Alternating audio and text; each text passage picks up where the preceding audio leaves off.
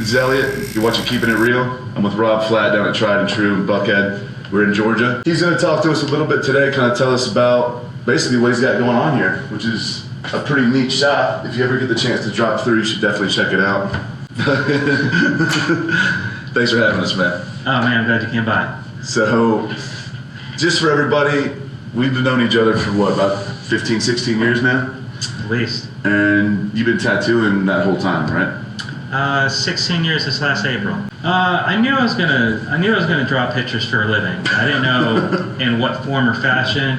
One of my roommates became a tattoo artist, and he just kind of showed me what he knew, and I went from there. Did you have to do like the apprenticeship typical where you pay for it, or did they make you work it off, like scrubbing the floors, or? Unfortunately, I paid for my apprenticeship, and it really wasn't worth the money I paid for it, and had to be retaught later on down the road. But how frustrating is it to think that you know how to do something, and then somebody tell you, "Oh, you don't know nothing"? Yeah, it was definitely very frustrating, and to have to do it for a year and then to learn everything all over is definitely it was hard. Speaking of learning things all over, I know a couple years ago, gosh, probably longer than that though. So, what do you think? About 8 years ago, you had to learn a lot of things over. Are you referring to my accident? Yeah, dude. Yeah, Speed demon. I had to learn how to walk again, and definitely had to go a lot of physical therapy. Good thing I know a guy who drove me there back and forth. How's your hand feeling, man? It's still a little messed up if you can't tell. Doesn't look bad. You know, they kept the finger, so that's good. So tell us a little bit about the accident, dude. What exactly happened? Well, I think we were out picking up some ladies one night, and I was on my motorcycle, and after having a few drinks, I was coming home, and Georgia State Patrol got behind me and thought I could lose them, but they had my number that night. Yeah, I mean, sometimes sometimes you win, sometimes you lose, dude. I definitely lost. Gotta live and learn though, right? So when you're sitting there, because I mean, you were in a wheelchair for a while. Yeah. Like, I mean, more than a couple months. Probably like 6 months. No, it was about 3.5 months I was in the wheelchair, and then I slowly started to walk, very slowly. I mean, but 3.5 months probably feels like eternity. Eternity. It's definitely nice being an artist when you can't do much. Sure, yeah. But, a writer or an artist or something where you don't have to. I had a nice fish tank, and that was nice to watch, and I definitely got the best cable package I could afford at the time. Yeah. Yeah. Well, so being static the whole time, do you feel like? Because I mean, you got pretty heavy there for a minute. You know what I mean? Like, and I know that was it was around the same time because you weren't really able to do a lot, you know? Yeah, and then I went to Vegas, and well, I'm sorry. They got all you could eat buffets everywhere you go. Yeah. Dude. So when I got back from Vegas, I was probably the heaviest I'd ever been. So how heavy were you? 5'8", 220. I mean, I'm 6'4", and I'm 225 right now. Yeah. So if you shrunk me down to 5'8", that's a big boy. Yeah. I remember you lost like 45 pounds in like some ridiculous amount of time. It was like 63 days. Jesus Christ, dude. It's just hard to move around. I'm fucking. I mean, 45 pounds is that's like carrying 3 large bowling balls in your arms. And where are you going? No, that's like having a 5-year-old wrapped around you all day. Started running on the treadmill and just listening to my music, but I listen to my music at work. I listen to music, while I tattoo. I listen to music when I'm driving. So I started listening to Earl Nightingale, and it really inspired me to just change myself all around. Yeah. And that's really what kept me with it. I mean, I've tried to lose weight a lot, but listening to his words really inspired me to put forth the effort and stick with it. And I started doing Insanity, and that's what really got the ball rolling. That's the high intensity stuff, the high intensity interval training? Yes, sir. Man. Then you're talking about nutrition, changing the whole way you basically live. Because I mean, I know you and me, we used to like to party, man. We'd go out, drink every night, you know what I mean? Like, you can't be doing that shit when you're trying to lose something like that. No, I definitely cut back on the way I ate, And after I did the Insanity for 63 days, I started doing Body Beast, and I started really getting lean and cut, and really taking it to the next level with my eating, and I cut back my drinking and everything. But a few people started coming to me and telling me I was getting a little out of control. So you had to dial it back a little bit? I think I found a good balance at this point. Tattooing don't require much effort. That's another thing too. You're basically, you're sitting working all day. Sitting in a chair for 8 hours. So you went from doing a lot of sitting, man. Yeah. Like from between the wheelchair and sitting for a living. 16 years worth of sitting, dude. Every morning I wake up and I work out for 30 minutes to an hour every day these days, and that's how I start my day. And I'm up by 10 o'clock. Normally I'm up by like 7, 8 o'clock. And that doesn't lend being up that early. I mean, that it's not early, but people don't realize that a lot of tattoo shops, at least anyone I've ever been to or worked at, never open before noon. Yeah. They just don't do it. That's just some kind of unwritten perk of the job. I'm eating breakfast at 11 o'clock. Right. These days, I'm eating breakfast, right after I work out. But you and I have worked at shops too, where we wouldn't be getting out of there till midnight, 1 a.m., 2 a.m. Definitely. And then you're getting home, and then we want to hang out. We've been at work all day. What do we want to do? Eat, drink, then go to sleep. Which is probably the worst thing to do right before you go to bed. Definitely. But man, this shop is pretty badass, dude. Well, I appreciate it, man. It's definitely taken a lot of time to get to this point. How long you guys been here? This location's been here almost 5 years. Man, time flies when you're having fun, don't it? Right. It's weird looking back at how far this place has come. I know there was a lot of people that said that you couldn't do it. Like, Yeah. It's too this, it's too that. There's too many obstacles. Dude, I really don't have time to think about that shit. I'm too focused on the future and where I'm going next. So you think that's really what at the end of the day it boils down to? You don't even think about it. I mean, I'm not trying to live in the past. I want to focus on the future. Sure.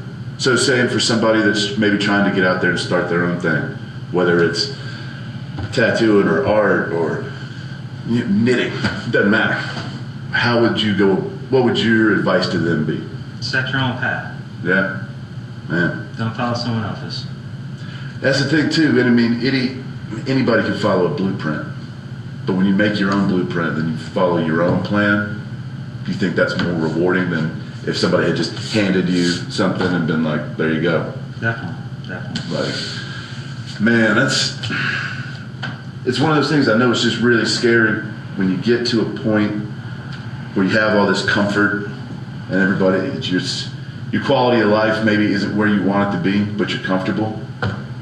And to push yourself out of that normal boundary and jump into something like owning your own business, I mean, that's pretty scary, dude. Dude, life's a roller coaster. There's highs and lows.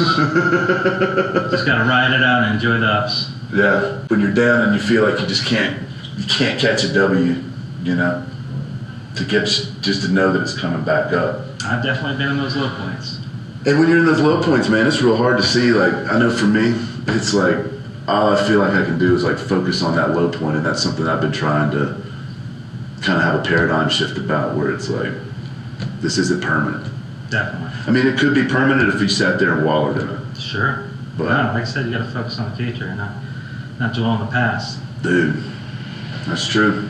True story. You got all these crazy pieces. I'm looking around and it's just massive pieces, dude. How long does it take you to do something like? Both of these took me maybe about 45 hours a piece. Jesus, dude. I'm getting faster though. Well, for instance, how long would that have taken you 10 years ago? Or would you even have tried to attempt to do something like that 10 years ago? No, I wasn't even painting 10 years ago. I started oil painting maybe 6 years ago. I remember when you first started, but if you're tattooing all day, 10 hours a day, and then you want to go home and paint, I mean, that's 2 days of just solid painting. And I try to paint in my leisure time, and this is where I get my enjoyment. And I get a lot of people trying to commission me to do paintings, and I just won't do it because you can pay me to tattoo all day. That's my work. But if I get paid to do my paintings, that's taking my enjoyment away from it, you know? Yeah. So this is for me. If you like it, buy it. Not, whatever. I'll tattoo you. Isn't it crazy how everything for me that I feel like I enjoy as a hobby ends up being work? I somehow like end up like making moonshine or anything like that. It's like, I just started doing that just because I enjoy doing it. The next thing you know, it's when like... you make something people like, they want it. You gotta sell it. Yeah. If you build it, they will come. All right. With stuff like views and 360 video and VR, do you feel like there's a possible connection point between your art, whether it's oil painting or tattooing, and the emerging technology that we've got coming up? Man, the way technology is going these days, I can't even speak on that subject. I just hope that they don't put me out of business because it seems like the shit that's coming out these days is exceeding these, and I put so much time and effort, and a computer could put something together in a fraction of time, even better it seems like. Yeah, so we'll see where it goes. They made me think they're gonna start 3D printing your art. Shit, I wouldn't be surprised if they start 3D tattooing. Oh, like what was the Starship Troopers where they stuck their arm in the laser just tattoo? I mean, people are already coming in with the designs on the phone. It's only a matter of time before they're just plugging in and playing. And do you like? Because I remember I was in the industry, Pearson for 15 years. And we kind of started at the same time when you were tattooing and stuff. And people didn't come in the shops with their head, like they walk in and now they come in and they're like this. I want that. They don't care who they're talking to. They didn't look at the portfolios. Nope. And I've noticed too, the portfolios, like these, which look real crazy good, by the way. Thank you. You still got your old one, that's awesome. But no one looks at them. and that's the thing, people used to sit here and they would just pour over these, right? And now, all they're doing is looking on Yelp, because they don't care. Because they know if it's got a good Yelp rating, they're probably gonna get something good. How frustrating. You think that's for me, that's just like, it was super frustrating. Like, how do you feel that people, since the iPhones came out, because that's really what did it. Like when the first smartphone came out, boom. I've noticed that more and more shops have less and less flash. Yeah, that's a good point. I didn't think about that. Why would you spend the money? Why would you use the space when people don't even look at it anymore? And do you think like in a couple of years, this is all just going to be ads? People are going to be walking around with their phone, just blank walls, nothing on the walls, and it's just artificial. I feel like we're almost already there. Yeah. I mean, the technology that even you're messing around with these days is insane. Yeah, it's crazy, dude. And it's spooling up so much faster because, I mean, from 1920 to 1940, there wasn't a lot of changing going on. A little bit here and there, automobiles getting better and things like that. But think about from 2010 to 2018. Dude, this shit's skyrocketing. Just at an exponential rate, it's crazy. I never would have thought of it like that. Now we got robots telling our other robots to clean our floors. Right. You know what I'm saying? And anybody can have that shit. Yeah. It's nuts, dude. I know you got people to tattoo and stuff like that, so I really appreciate you taking your time, man. Hey, man, I really appreciate you coming out, man. No problem, dude. Look, thanks for tuning in, guys. That was another episode of Keeping It Real. Hanging out with Rob Flatt, the man himself. Thank you. See you guys later.